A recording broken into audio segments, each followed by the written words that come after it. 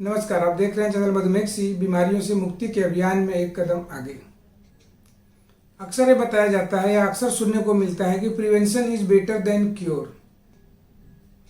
बीमारियों की कंडीशन में बीमार होकर ठीक होने से बेटर है कि हम पहले से सावधानी रखें कि हम बीमार ही ना हों, जिसे हम प्रिवेंशन की बात करते हैं। और मेडिकल फील्ड में डायबिटीज के कॉम्प्लिकेशन से बड़ा उदाहरण आपको देखने को भी नहीं मिलेगा कि prevention is better than cure. Diabetes के केस में हम जितना ही ज़्यादा प्रिवेंशन करते हैं, प्रिवेंशन रखते हैं, उतना हमारे लिए आगे फायदेमंद रहता है।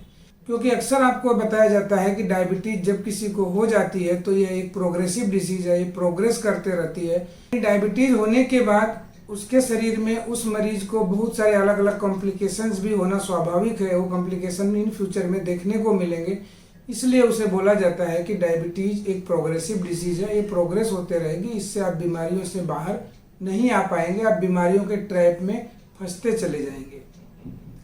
और आज के समय में मैं देखता हूं कि अक्सर लोग ब्लड शुगर को चेक कर लेते हैं, ब्लड शुगर देख लेते हैं और गोलियां खा करके उस ब्लड शुगर लेवल को मेंटेन कर लेते हैं और उसमें खुश हो जाया करते हैं कि मेरी तो ब्लड शुगर काफ़ी नॉर्मल है, अच्छी है।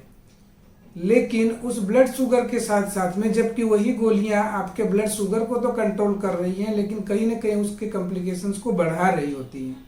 तो आज का ये वीडियो डायबिटिक पेशेंट के लिए काफ़ी इंपॉर्टेंट वीडियो है, जिसमें हम उनको टेस्ट के बारे में भी कुछ एडवाइस यहाँ देंगे, जिसको अगर वो फॉलो करते हुए अपने लाइफ में चलते हैं और चलने की कोशिश करते हैं, तब वो इस prevention is better than cure वाले सिस्टम को फॉलो करते हुए देखने को मिलेंगे। अदरवाइज उनके कॉम्प्लिकेशंस को दुनिया में कोई रोकने वाला नहीं है। अगर उस कॉम्प्लिकेशंस को कोई रोकने वाला है, कंट्रोल करने वाला है, तो वो है केवल आप और आप, यानी वो डायबिटिक पेशेंट। अदरवाइज दूसरा या आप गोलियां या दूसरे के ऊपर डिपेंड करके आप अपने कॉम्प्लिकेशंस को सोचें कि अगर वो कॉम्प्लिकेशन हमारा कम हो जाए या रुक जाए, तो ऐसा नहीं होने वाला है। और उसके लिए जब आप समय समय पर कुछ टेस्ट करके हर एक चीज़ों का आकलन करते रहेंगे कि हम आज किस कंडीशन में हैं और उसके अकॉर्डिंग आप चेंजेस करते रहेंगे, सुधार लाने की कोशिश करेंगे, तो आप देखेंगे कि आप बीमारियों से भी बचते हैं और आप अपनी लाइफ को भी लंबा कर पाएंगे। क्योंकि डायबिटीज होने के बाद जो कॉम्प्लिकेशन होता है, अगर हम माइक्रोवेस्कुलर लेवल पर देखें तो सबसे बड़ा प्रॉब्लम आंखों में होता है, किडनी में होता है और नर्वस सिस्टम पे होता है, नर्व डैमेज का देखने को मिलता है। क्योंकि आंखों के अंदर जो माइक्रो सर्कुलेशन वाली जो आर्टरीज होती है, मीन्स जो बारीक नसें होती हैं, जो बारीक सप्लाई वाली नसें होती है, चाहे वो आंख में हो या किडनी में हो या नर्वस सिस्टम की, वो सबसे पहले अफेक्ट होती है। ब्लड में शुगर का लेवल जब ज़्यादा रहने लगता है या गोलियों के माध्यम से हम जब उस ग्लूकोज को सेल्स में डिपॉजिट करते रहते हैं, तो वहाँ पर इस माइक्रोवेस्कुलर लेवल पर जो चेंजेस देखने को मिलते हैं, वहाँ पे कॉम्प्लिकेशन ज़्यादा देखने को मिलता है। माइक्रोवेस्कुलर यानी बड़ी आर्टरी में ब्लॉक होने की वजह से हार्ट डिजीज, पैरालिसिस या पेरिफेरल वास्कुलर डिसीज जैसे कॉम्प्लिकेशन देखने को मिलते हैं। तो आप शुगर और ब्लड प्रेशर को मेंटेन करते हुए समय समय पर और भी कुछ टेस्ट को कर लेते हैं, तो आगे होने वाले खतरों के बारे में भी आपको जानकारी मिल जाती है और उस तरह से आप अगर थोड़ा सा सावधानी रखते हैं तो उन खतरों से बच जाते हैं। पहला टेस्ट है HbA1c। HbA1c आपके ब्लड में शुगर का लेवल कितना मेंटेन चल रहा है, वो एवरेज शुगर को बताता है, मतलब 3 महीने के एवरेज ब्लड शुगर को बताता है, जिससे ये मॉनिटरिंग काफ़ी आसान हो जाती है कि आपका ब्लड में शुगर का लेवल कितना ज़्यादा चल रहा है और वो बॉडी के अंदर कितना डैमेज कर रहा होता है, इस बात की भी जानकारी मिल जाती है। Kidney function test. Kidney function test में ब्लड के द्वारा यूरिया और क्रिएटिनिन का टेस्ट करना और साथ में यूरिन में एल्बुमिन का परसेंटेज चेक करके हम किडनी की मॉनिटरिंग कर सकते हैं और उसे भी साल में एक बार तो अवश्य कराना चाहिए।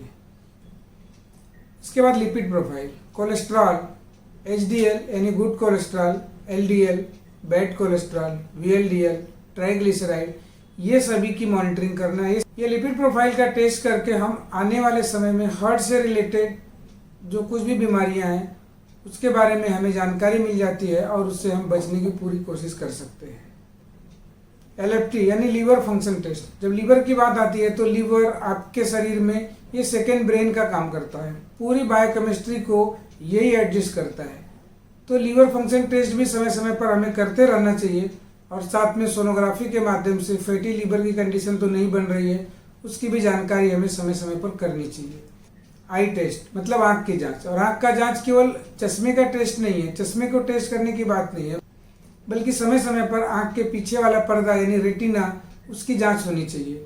साथ साथ में ग्लूकोमा जैसी कंडीशन डेवलप होती है, उसके बारे में भी हमें जानकारी लेना चाहिए। आँख के डॉक्टर को दिखा करके हमें उसकी भी जांच समय समय पर करते रहनी चाहिए।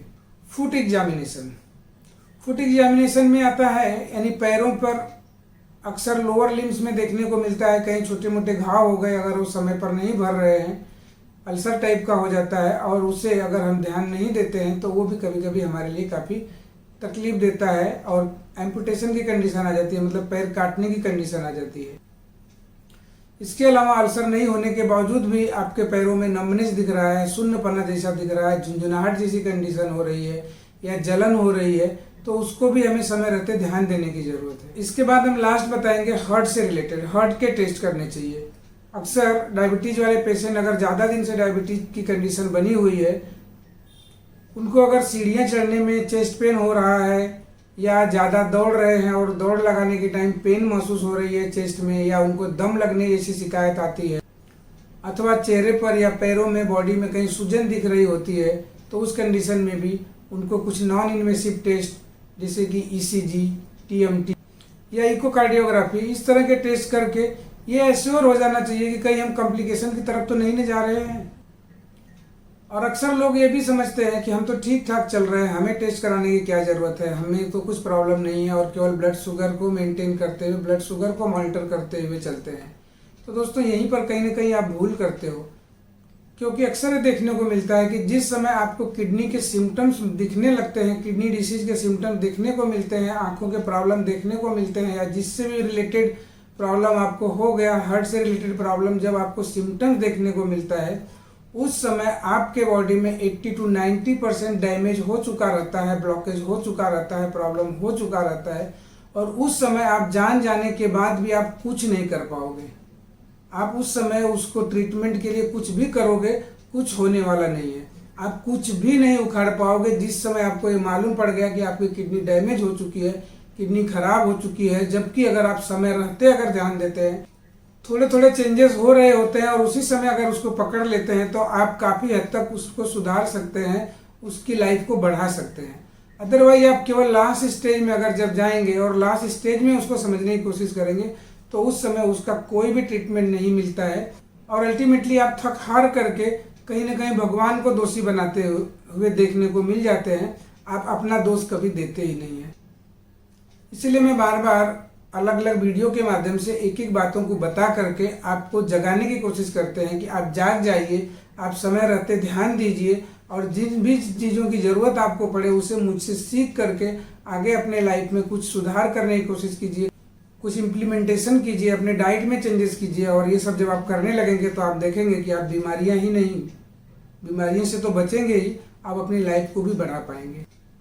तो दोस्तों अगर ये वीडियो थोड़ा भी आपको अच्छा लगा हो, तो इस वीडियो को ऐसे ज़रूरतमंद लोग हों जिनको कि इसका बेनिफिट हो सके, ऐसे लोगों को भी इस वीडियो को शेयर कीजिए। और साथ साथ में अगर आपने चैनल को सब्सक्राइब भी नहीं किया है अभी तक, तो हमारे चैनल को सब्सक्राइब करके रखिए, ताकि नेक्स्ट वीडियो अगर हम इस तरह से रिलेटेड कोई भी आपको बताएं, तो उसकी जानकारी भी आपको तुरंत से तुरंत मिले और आप अपना नॉलेज और ज़्यादा बढ़ा सकें। धन्यवाद दोस्तों, नेक्स्ट वीडियो में फिर मिलेंगे।